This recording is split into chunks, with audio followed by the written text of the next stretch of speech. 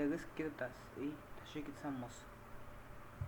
قبل ما يحدد المخاطر هو كاتب لي شدة الخطر والاحتمالية، كاتب لي السيفيليتي شدة الخطر، والبروبابيلتي الاحتمالية، وقيم الريسك في النص.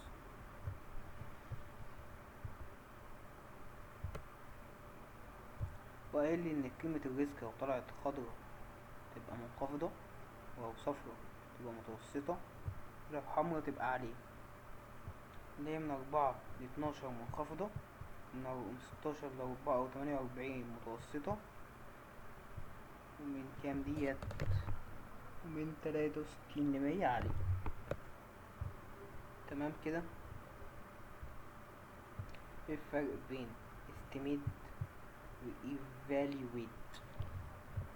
تعريف وتقييم التحكم في الأخطار ومظاهر البيئة الخاصة بالسلامة والصحة المهنية. عندك الأخطار المحتملة والمظاهر البيئية، تأثير الخطر والتأثير البيئي، تقييم الخطر، إجراءات التحكم، الشخص المسؤول. هنا الشركة المصرية للصيانة أحد شركات قطاع البترول. عندك هنا تقييم الخطر بعد إجراء التحكم. تمام كده. يبقى أنا كده بظبط لك الدنيا اهو.